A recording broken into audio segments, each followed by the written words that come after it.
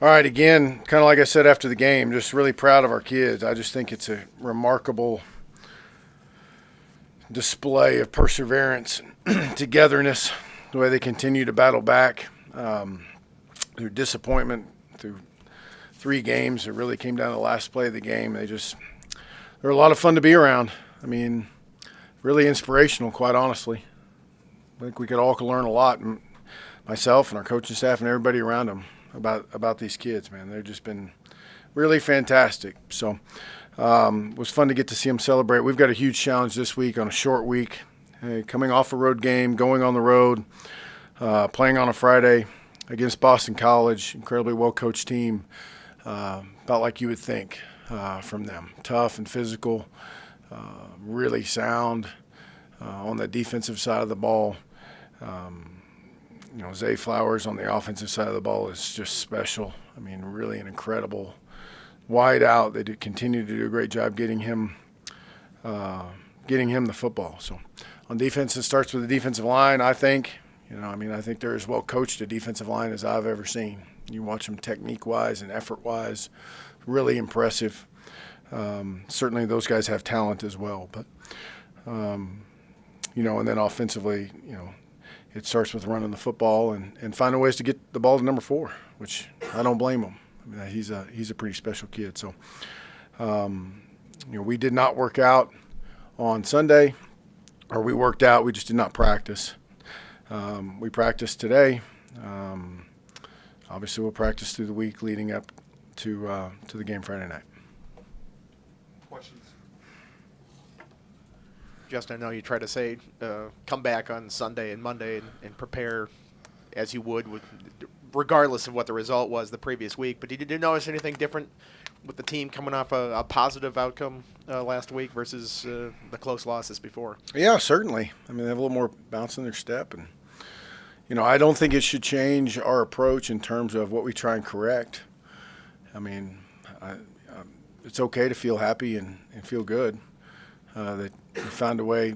I mean, pretty telling. We were basically in the exact same situation versus Georgia Tech that we were versus Syracuse, with approximately 5 minutes to go in the game with a 2-score lead and kicking off. And to see Jalen Stroman make that tackle, I thought was huge. And to see us finish the game off was impressive. So, to see the kids in the weight room, obviously they have a little more bounce in their step, and looking forward to this opportunity. Any updates on Shamarmy, Connor? No, he practiced today. He was back at practice, and then I think Mario Kendricks got knocked out of that game as well. Did he suffer any kind of long-term thing, or? Nope. All right, and any update on Luke Tenuta in terms of his availability for Nope. the Friday game? No. Anything else? All right, we'll try. Boston College, the quarterbacks. Do you have any expectation of who you're going to face? I guess they rotated. The freshman came in, finished out that game. But do you have an idea, or are you going to prepare for multiple guys? What's kind of the plan there? Yeah, I don't know what they're going to do. We've been in this situation before with various opponents.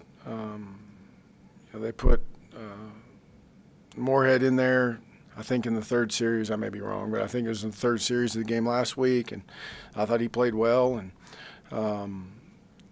they brought 6 or started 6 and played him quite a bit. So I don't know what direction they'll go. I don't know that they changed dramatically. They are they love to push the ball down the field and run the football. So I don't know that there's a huge disparity between what their approach is between those two guys. But we'll still have to be ready for whatever we see. And then we were talking to him this afternoon, Parker Clement's third start. What have you seen from him as he's kind of had more experience now and kind of 3 games into his starting career? Are you happy with how he's kind of progressed? What are you seeing out of him? I am happy. I think the thing that stands out for me with Parker is his competitiveness. I mean, he is. He gets angry with himself when he doesn't do something correctly and works to fix it. And he's been a great worker. Comes from a great family. He's a fantastic student, and I think he has a chance to be a really good player. He's still in the developmental stages, but was one of those guys that when called upon was ready to step up to the challenge.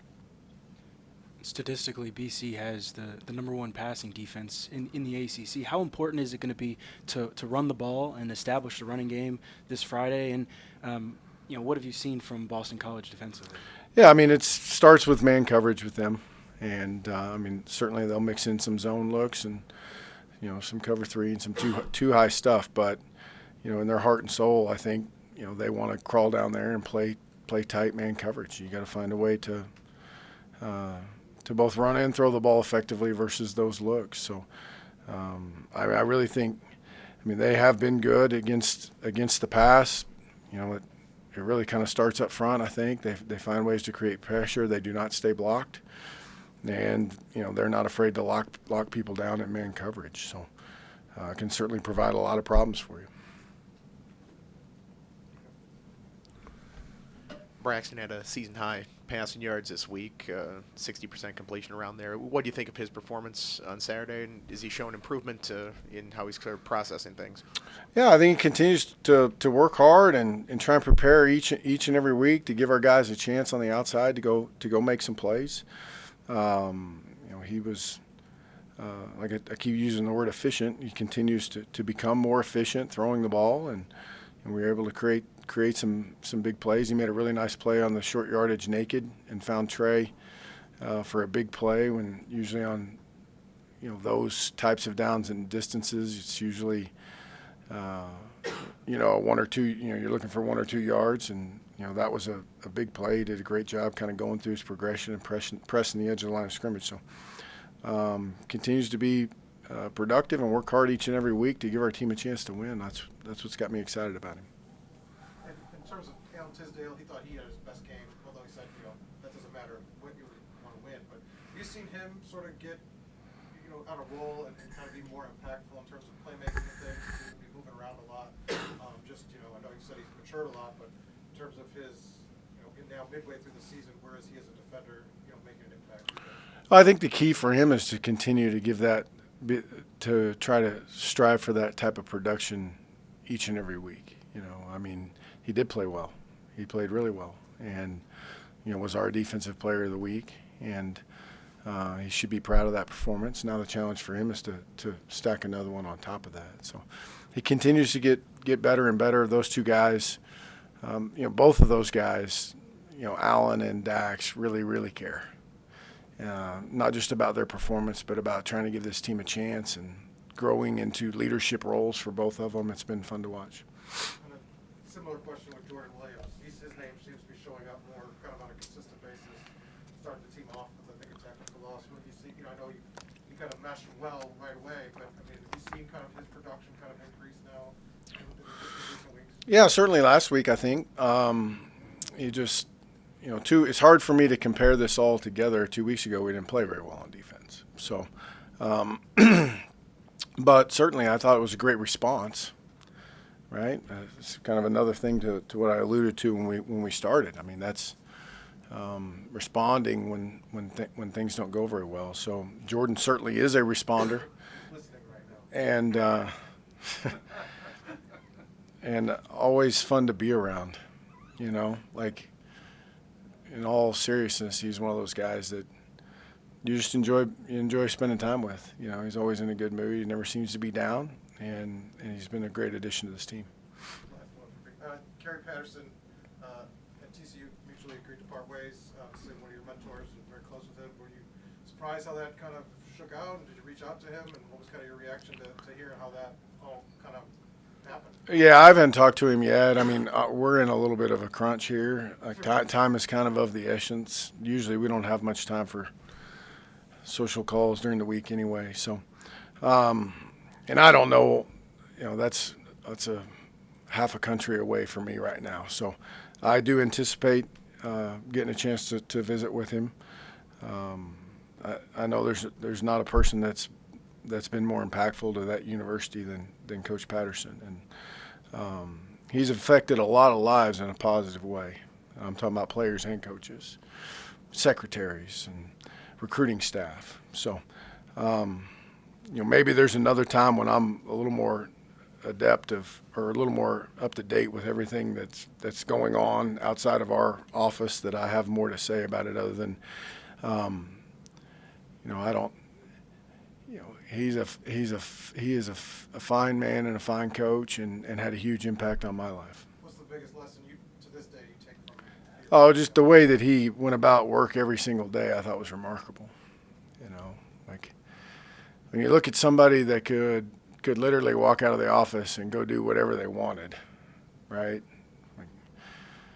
He could go travel anywhere, do anything he wanted, and the intensity with which he approached every single day was remarkable. And the passion with which he coached was sometimes hard. It was a lot easier on the offensive coaches than sometimes the defensive coaches. But I just know this: like, I always appreciated how he treated me and my family as a boss, as an employee.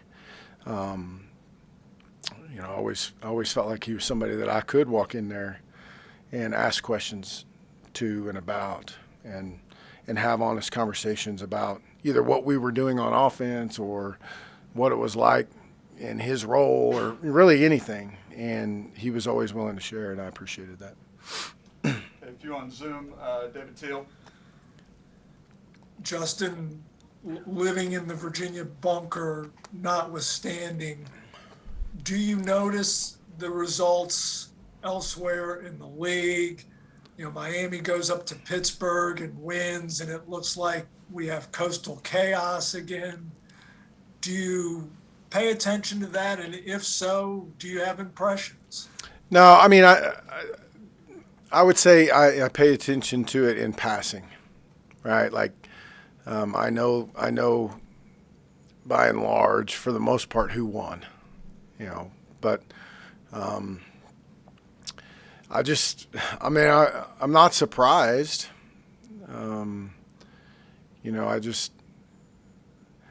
I feel like the way that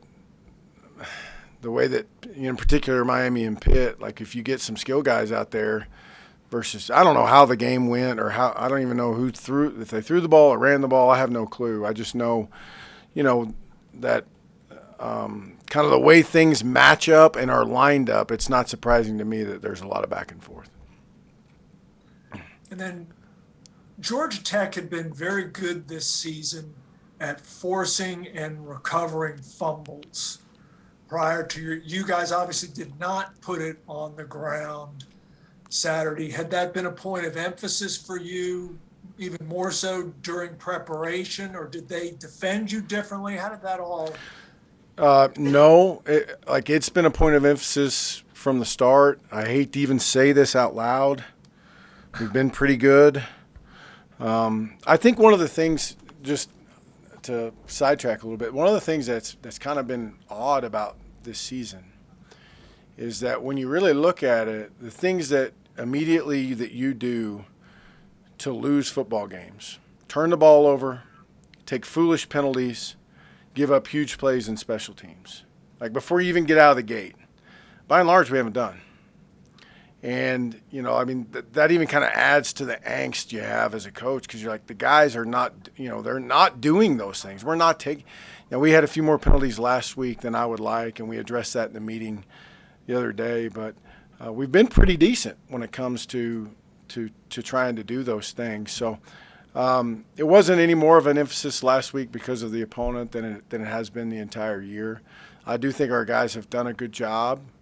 Knock on wood. I hope we continue to do that, because when you do carry the football, you carry the hopes and dreams of everybody on that sideline with you, and it's your responsibility and your obligation to make sure you get up with that ball still in your hands. And I think our guys do take that to heart.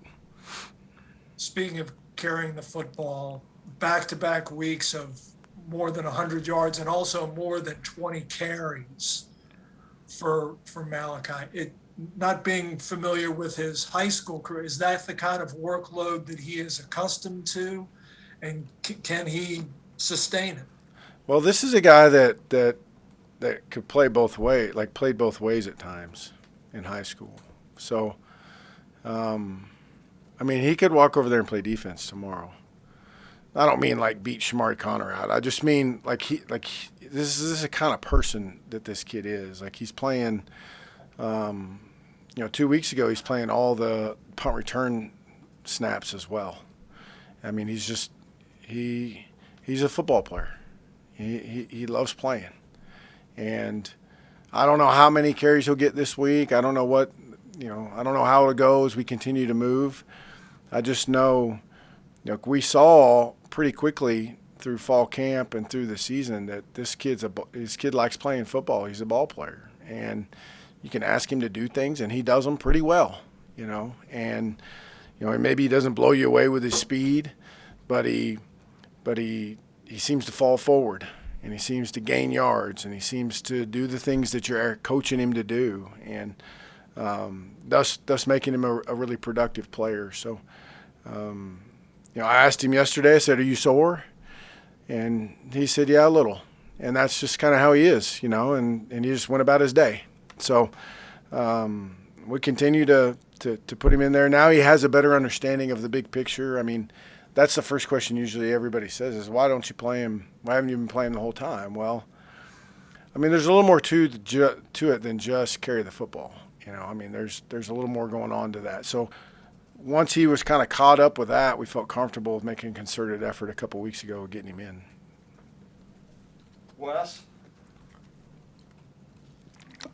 Just curious, I think it's now 8 of 9 here for John Parker Romo. Going back a couple weeks ago, was there conversation or a tweak or something with you, Coach Shebus? Like, what happened to Romo here over the past couple of weeks where he's really been on? So we're going to hit all the jinx topics, right? We're going to hit fumbling. You're going to make me talk about not fumbling. Then you're going to make me talk about making field goals. We already started with injuries. I didn't say anything to him. I mean, I think he's playing with some confidence. He's been hitting the ball really well. I think as a head coach, when you have your kicker, like all you can really ask is that he's prepared to go give it his best. And there's more to that than, there's a mental part of that. Anybody that's ever stood on the first tee of and played golf knows, with a gallery, right, knows there's a mental part of a swing or kicking the football. And you just ask that they be prepared. And I've felt like that ever since Romo's been our field goal kicker, is that he's been prepared for each and every kick, and he's been a real weapon for us because we've needed him. Like we've needed those points when we haven't finished drives, and we've feel more comfortable obviously about kicking them from a little farther out now if we have to, but. He's been a real good asset for us. I know, especially the last few weeks.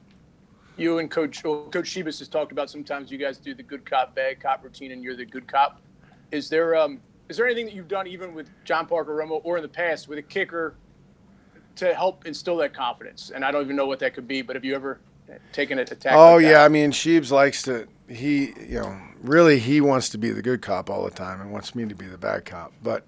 I think just a subtle if things don't go well, just tell them, hey, you're gonna have to go back out there and go make a play. You got to forget that. It's no different than a quarterback or no different than Jalen Griffin on the bad penalty.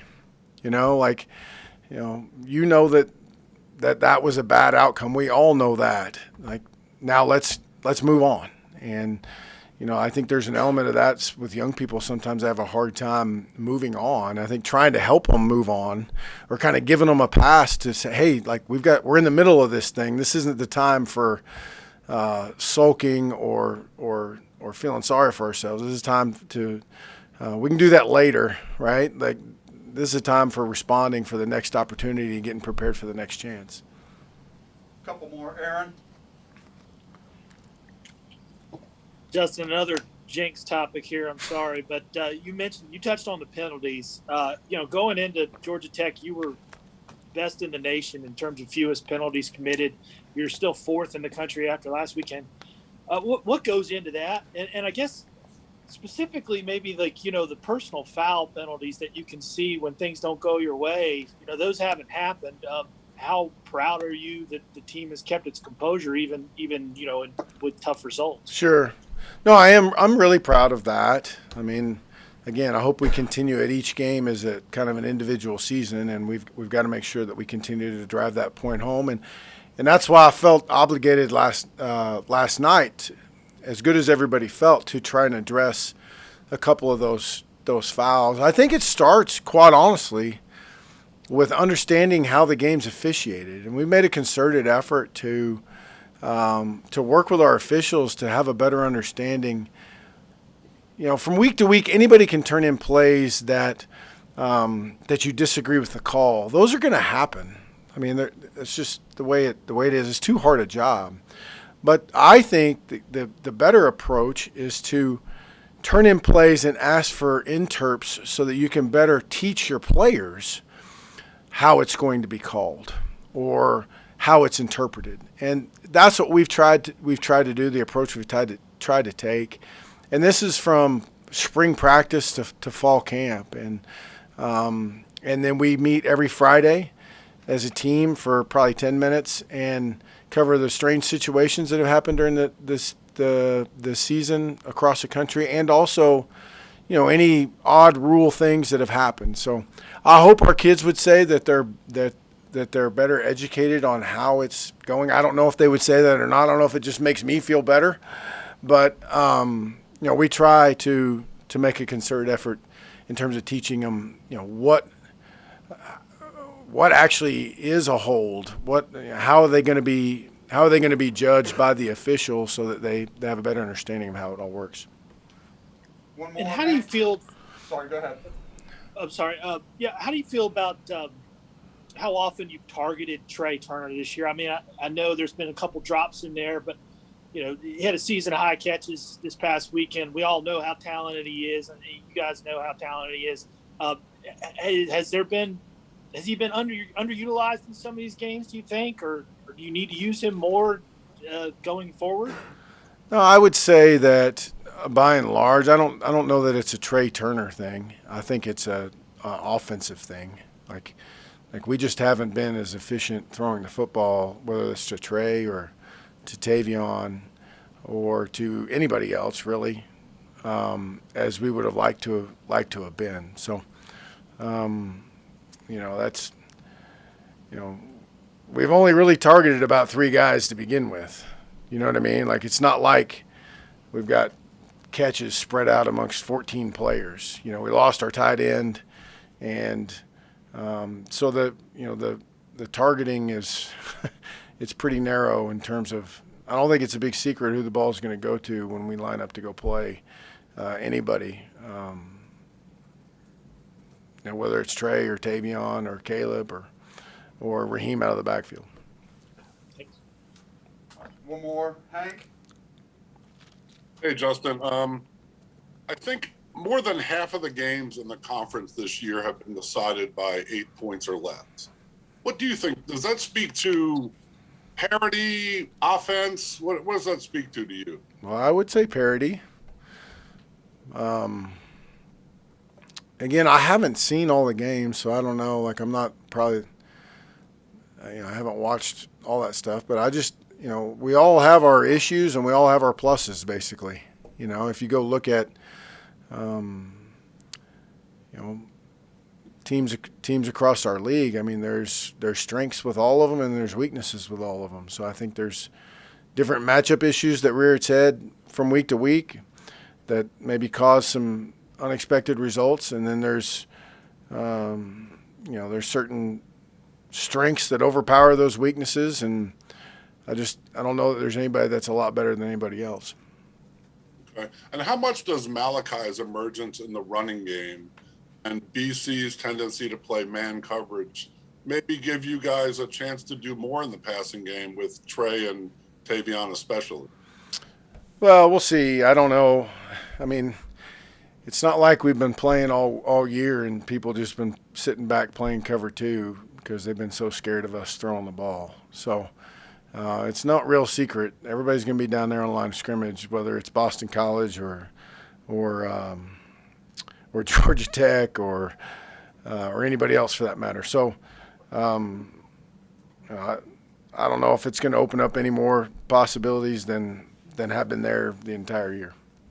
And how much of their pass defense efficiency is based on what the front four do in the pass rush to kind of speed things up? Well, that's certainly an issue. I mean, they have a good third down scheme, on early downs. I seriously, they're as well coached on the defensive front as I've seen. And, when they're playing man coverage, sometimes you have to hold the ball a little bit longer to try and wiggle free. And when you do that, oftentimes they can get home up front. So obviously there's a give and take with how they play up front and what they're able to do in the back end. All right. Thank you, Coach.